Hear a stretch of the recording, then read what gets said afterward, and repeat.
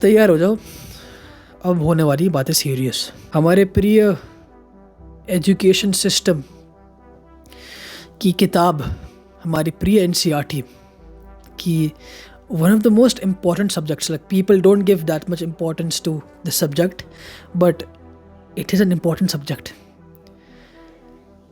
PE, आज इसकी किताब मैं तुम्हें दिखाऊंगा और मुझे कुछ बोलने की ज़रूरत नहीं है. You will realize what I'm talking about. इस एक चैप्टर में पूरा सेक्शन दिया हुआ है ऑफ बॉडी टाइप्स. यहाँ पे we say 3 types: ectomorph, endomorph and mesomorph. और यहाँ पे लिखा हुआ है कि इसकी applications are still widely used. Here is the ice breaker. Body types, ectomorph, endomorph और मेसोमॉर्फ जैसा कुछ एग्जिस्ट ही नहीं करता है. और हमारी एनसीईआरटी में लिखा है it's still widely used.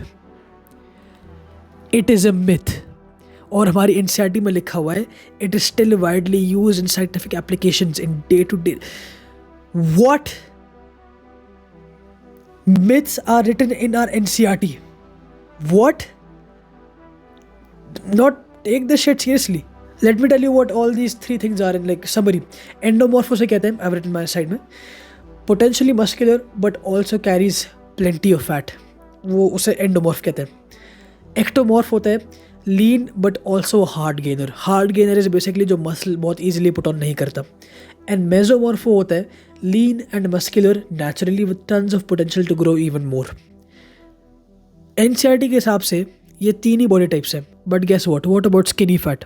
What about someone who has a lot of fat and no muscle, जो कि 80% इंडियन मैन की फिजिक है? वो तो हमारे एनसीईआरटी के हिसाब से एग्जिस्ट ही नहीं करती. वो ये क्या हुआ? It is a well known big fat myth. Body types were debunked years ago, decades ago. They were never a serious thing. और हमारी एनसीईआरटी में पूरा अच्छे से इसको ना फॉर्मेट करके लिखा हुआ है still widely used. Holy shit, are you taking the piece?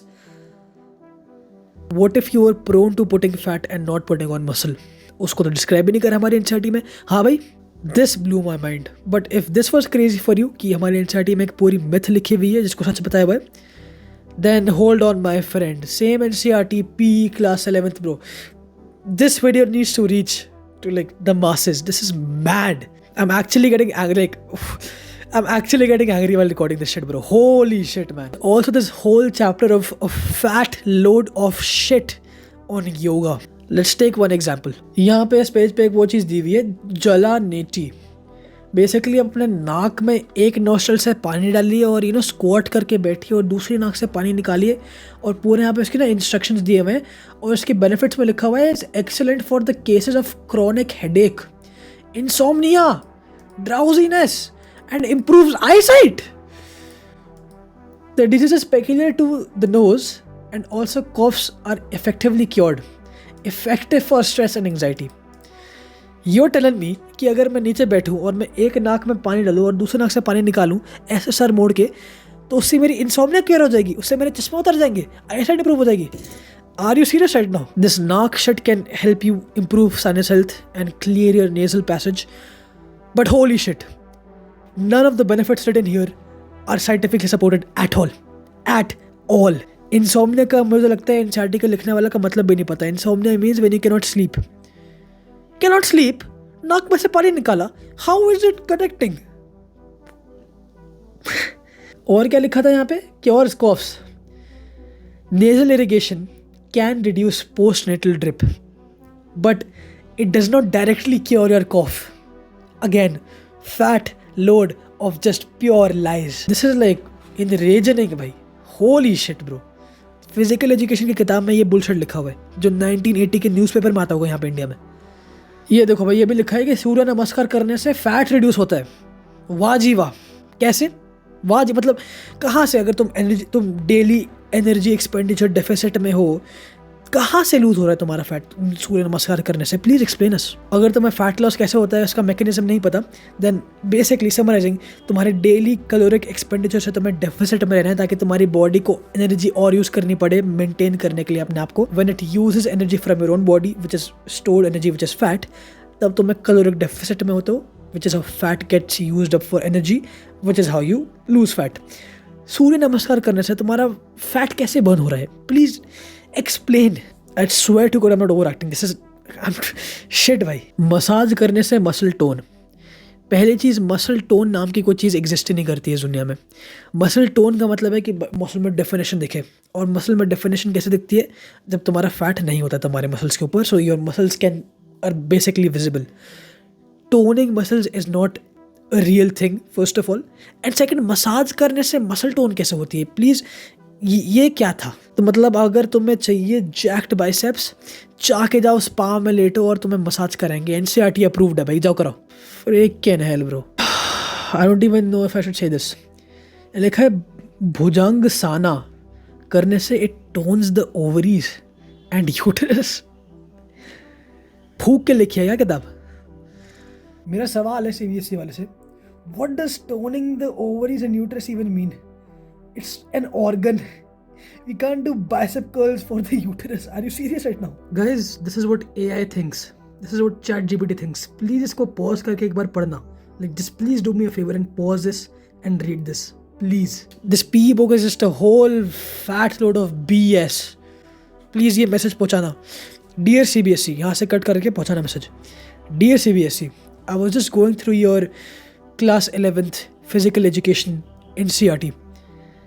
And it is filled with mostly misinformation regarding health and basic concepts of how exercise science works. Who has written the book? Can you please go over your yoga chapter and examine it scientifically? What have you written? Please tell the author of the book that body types, ectomorph, endomorph and mesomorph are not a real thing. They are a myth. They have been debunked years ago. Why is it still being taught as a relevant thing in literally the official education book of India? How is this allowed? Get mad. I allow you. If you're watching right now, मैं तुम्हें basically allow कर रहा हूँ कि तुम गुस्सा हो इस चीज़ पे. You should get angry. Get mad. जब छोटी छोटी चीज़ों पे तुम गुस्सा आते हैं ना, जब गुस्सा आने की बारी आई है, actually get mad now. This is not right. This is war. And I am ready to go to war with anyone that, कि इस वीडियो को रिस्पॉन्स मिला है.